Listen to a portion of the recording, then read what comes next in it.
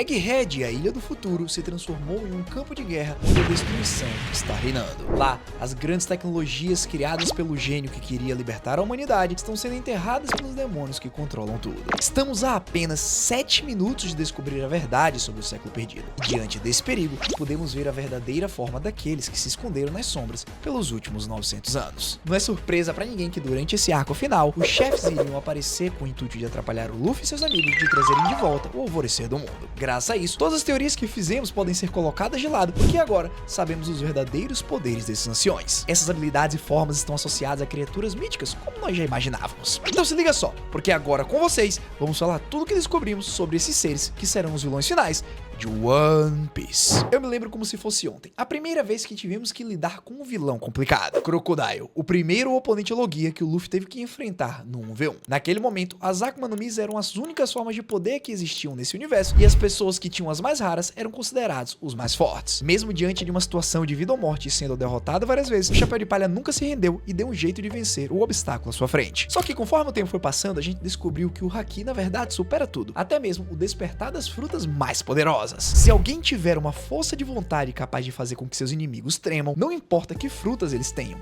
todos cairão. Só que olha que interessante, anos depois de já termos passado por tudo isso, nós voltamos a ter possivelmente Akuma no Mis que estão causando problemas a todos. Agora, se são frutas ou alguma outra forma demoníaca, vamos discutir isso um pouco mais no final do vídeo, porque agora precisamos voltar lá no capítulo 1085, quando o Rei Cobra foi assassinado. Momentos antes desse acontecimento, o Sabo teve que intervir e falou a seguinte frase: quem diria que o inferno estaria localizado no canto mais alto do mundo? A seguir, nós vemos várias silhuetas de monstros que naquele momento julgamos como sendo as frutas dos Goroseis e Imon-sama. Só que agora, finalmente, 25 capítulos depois, essas sombras tomaram formas e Oda nos disse exatamente que criaturas são essas. Começaremos com o deus guerreiro da defesa científica, Sanjay Garcia Saturn. Desde a sua invocação lá no capítulo 1094, a gente já sabia que ele era baseado no yokai japonês chamado Ushi Oni, que também é conhecido como Gyuki. Lá atrás, antes de a gente ter visto a sua forma completa, eu tinha pedido pro meu artista desenhar essa belezinha linda e maravilhosa aqui, apostando no que seria. E olha só, acertamos. O Shuni é uma classe de monstro que vive perto da água. O nome significa literalmente demônio boi e se refere a vários monstros diferentes com características bovinas. Dentro do folclore japonês, essa criatura é tida como extremamente cruel e selvagem. Eles respiram venenos tóxicos e comem humanos. Só isso aqui basta pra gente relacionar esse yokai com Saturn. A única coisa que a gente ainda não viu foi ele comendo humanos. Lá no capítulo 1103, nós conseguimos perceber tranquilamente o tipo de criatura que o ancião é. A sua crueldade é tanta que ele não enxerga os humanos como nada além de insetos. Seus poderes venenosos também são revelados no momento em que ele assume sua forma completa no capítulo 1108. Tudo que ele toca começa a derreter,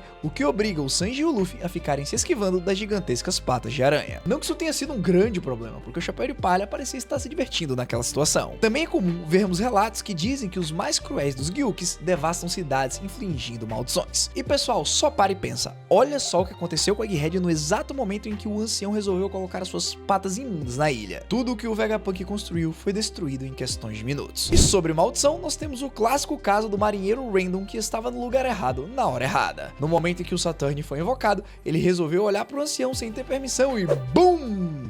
Era uma vez uma cabeça. E tem alguma maldição que é pior do que perder a cabeça? Sei lá, né? E tudo isso é algo que apenas um único Gorosei conseguiu fazer. Contudo, as coisas mudaram no instante em que ele decidiu que era perigoso resolver as coisas sozinho, tendo o risco do Vegapunk revelar a tal verdade que ele está cozinhando nos últimos capítulos. Diante dessa calamidade sem precedentes, os outros 4 aparecem e já estão transformados. E como a gente já imaginava, cada ciclo de invocação tem um número diferente. O Saturn tem o 5 e o 4 é uma criatura que nós também acertamos. Modéstia à parte, o deus guerreiro do meio ambiente, Marcus Mars. O semblante da sua criatura é um gigante pássaro e Oda nos confirmou que se trata de um Itsumade. Esse yokai é um pássaro bizarro que tem um bico extremamente afiado e uma parte do corpo de cobra. O sofrimento das vítimas é o que faz com que essa criatura apareça. E uma vez que surge, ele fica perseguindo as pessoas perguntando por quanto tempo esse sofrimento passará despercebido. Literalmente ele fica gritando: até quando? Até quando? Até quando? Itsumade é uma referência a Itsumademo, que significa realmente até quando. Que nome engraçado. E se é sofrimento que esse yokai causa, é isso que Marcus Morris está tentando causar no mundo. Logo que apareceu na ilha, a primeira coisa que fez foi tentar ir para o Labo Phase voando. Mas, felizmente para o alívio de todos aqui, ele foi barrado pela barreira do Vegapunk. Mas não é por nada não, mas que barreirinha complicada é essa, hein? O engraçado da situação é que muita gente já caiu por ela e se feriu meio que mortalmente, mas acabou sobrevivendo no final. Aí, no momento em que um Gorosei tenta atravessar na base da Força Bruta, ele não consegue. O tio Punk possivelmente estava prevendo essa invasão faz tempo. Agora, em termos de poderes adicionais, assim como o do Saturn, por enquanto a gente só pode teorizar. Uma vez que ele é um pássaro que abusa do sofrimento alheio, é possível que o seu grito seja algo que faça a cabeça dos Randoms explodirem.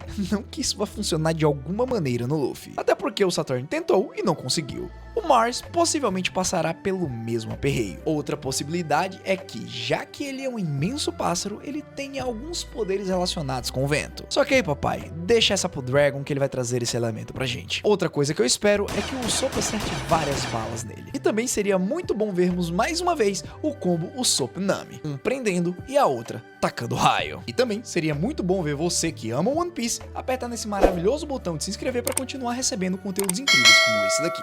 E aproveita, já deixa o like. Continuando, nós temos o número 3. O Deus Guerreiro da Justiça são Topman Walkyrie. Seus poderes estão relacionados ao yokai Hoki, também conhecido como Feng Shi. Ele nasceu na mitologia chinesa e tem a aparência de um gigantesco javali com 4 presas, ou 4 chifres, como prefiram chamar. Afinal, aparentemente ele foi corno 4 vezes. Essa criatura é o símbolo da violência e da ganância, e também é dito que seu apetite é insaciável. Uma vez que ele aparece, ele sai devorando tudo que vê pela sua frente. Como Walkyrie é o responsável pela justiça imunda dentro do mundo de One Piece, a sua aparência não poderia ser diferente. Um ser grotesco que manipula o conceito do que é justo para favorecer os nobres mundiais e o governante supremo. Durante sua apresentação, ele foi o único dos 5 que permaneceu parado sem executar nenhum movimento sequer. Mas, baseado no que sabemos sobre o Feng Shi, Topman deve ter uma força bruta capaz de destruir ilhas inteiras apenas com seu corpo e seu peso. Sua habilidade especial pode estar relacionada à terra, e sabendo que muito provavelmente todos os Goroseis conseguem usar Haki, não me surpreenderia vê-lo com seu corpo totalmente revestido em Busoshoku,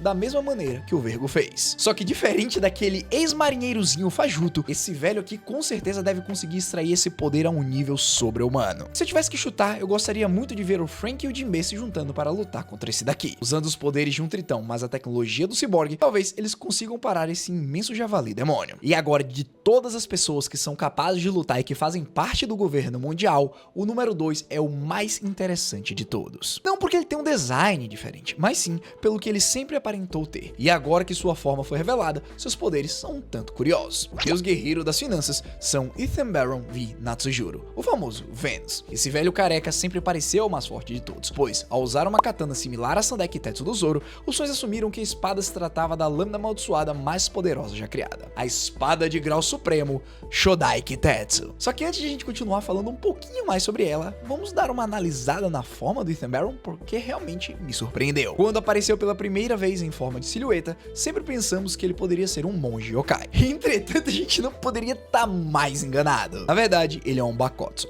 um yokai morto-vivo que é dito ser um espírito de um cavalo que foi queimado vivo. E o mais intrigante é que durante o capítulo 1110, esse foi o único ancião que fez alguma coisa e chegou até a revelar a sua forma híbrida. Além de assumir uma aparência de um centauro, Natsujuro ganhou uma velocidade absurda que tornou ele capaz de atravessar a ilha de Egghead em questões de segundos. Diante desse acontecimento, ele sacou sua lâmina e cortou todos os pacifistas que estavam atacando a marinha. É nesse momento que percebemos que a katana que ele estava segurando possui uma lâmina negra e não parece ser Busoshoku. Sendo assim, nós temos então a confirmação de 99% de certeza que se trata da Shodai Kitetsu. Esses outros 1% eu deixo nas mãos do Oda para caso ele queira realmente jogar algum xadrez 4D que ele tem na cabeça dele e vir com alguma outra explicação que ninguém vai estar esperando. Uma coisa que eu sempre falo, rapaziada, é nunca duvide do nosso sensei. Os poderes do Venus são muito similares aos do Brook, que consegue usar o frio da sua alma para usar cortes congelantes. Só que, aparentemente, diferente do nosso esqueleto adorador de calcinhas, o Gorosei não precisa cortar os seus oponentes. Apenas ao encostar sua lâmina, ele faz com que todos os circuitos dos robôs fossem congelados sem precisar abri-los. É uma técnica muito mais avançada,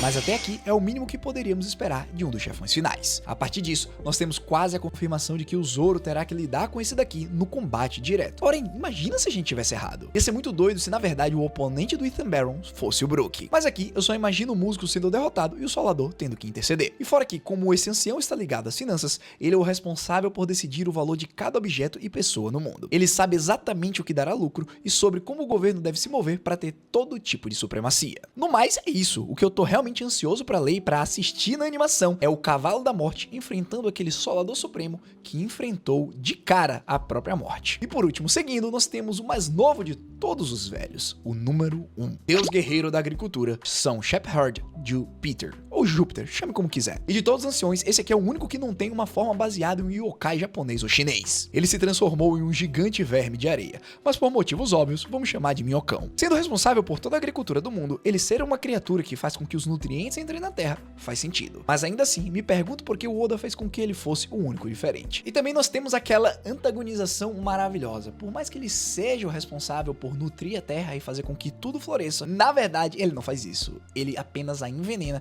fazendo com que tudo apodreça. Oda gênio, não é mesmo? Logo que apareceu, Júpiter conseguiu escavar seu caminho pela Terra e apareceu embaixo do Luffy tentando devorá-lo. E conseguiu. No momento a seguir, Dory e Brog aparecem para cortar a sua cabeça. Só que da mesma maneira que o Saturn sempre se regenera independente de que tipo de ataque ele receba, a gente pode afirmar que muito possivelmente acontecerá a mesma coisa com o Loirinho Manhoso. E também, em termos de poderes, talvez ele seja capaz de causar incríveis tremores com o imenso corpo que tem e, quem sabe, conjurar uma tempestade de areia. Seu oponente estão dizendo por aí que vai ser o Sanji. Motivos?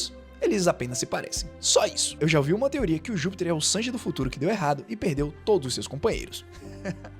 Esse aqui eu tive que dar boas risadas. Bom, agora vamos voltar à questão que apresentei no começo desse vídeo. Serão essas Akuma no Mis? Talvez Zoan míticas ou até mesmo um novo tipo chamado Zoan demoníaca? Analisando como eles foram invocados e como estão sendo apresentados, eu estou tentado a dizer para vocês que tudo está nos levando a uma resposta que, na verdade, esses poderes e formas não estão relacionados a alguma fruta, e sim às suas origens. Porque olha só, todas as vezes que algum personagem aparece, Oda resolve reintroduzi-lo em algum momento, e para isso ele escreve embaixo do seu nome a sua Akuma no Mi. Só que nesse momento, os Goroseis não seguiram essa regra. Abaixo dos seus nomes, vemos apenas os kanjis dos nomes dos yokais. O que pode significar duas coisas. O Oda não quer revelar que tipo de fruta eles têm, o que acho bem superficial essa explicação. Ou 2, eles são exatamente o que está escrito ali, resolvendo assim o mistério que toda a fanbase vem teorizando por mais de um ano. Os Gorosei, junto de Musama, não são humanos nem usuários de frutas. Eles são demônios disfarçados que em algum momento há 900 anos conseguiram juntar todos os antigos países para lutar contra o reino tecnológico e acabaram vencendo. Existe também a possibilidade que eles assumiram o controle do mundo, oferecendo para os humanos uma fração dos seus poderes. Afinal, eles podem ter transformado os sonhos das pessoas em frutas que lhe garantissem certas habilidades. Diante disso, a humanidade ficou incrédula e acabou sendo ludibriada, e o mundo se transformou nisso que vemos hoje. Essa última parte toda é apenas uma teoria minha, mas faz sentido se a gente parar pra pensar. Entretanto, o que realmente é importante nessa discussão é o fato de que os Goroseis foram apresentados de formas diferentes, nos levando a concluir que eles realmente são seres demoníacos que precisam ser exterminados para que o alvorecer do mundo prevaleça. E para isso, quem melhor do que o Guerreiro da Libertação, não é mesmo? E uma última coisa que eu gostaria de pontuar é em relação ao Haki. Todos eles aparentemente conseguem utilizar essa forma de poder, afinal, força de vontade eles têm para conseguir fazer com que o mundo siga na direção que eles desejem, independente de ser destruição ou criação. E aí, o que vocês acham? Gostaram dos poderes dos anciões? Vocês acham que eles ainda têm alguma coisa para mostrar? Comenta aí. No mais, é isso. Eu quero agradecer a todos que me acompanharam até aqui. Muito obrigado do fundo do meu coração. Se chegou até aqui, só se inscreve para não perder mais nenhum tipo de conteúdo e deixa o like se curtiu o vídeo. Olha só, voltei para o estúdio e temos até algumas novidades que eu tenho a falar para vocês em um futuro próximo. Muito obrigado mais uma vez. Até um próximo vídeo. Hashira falando vazando. Eu fui.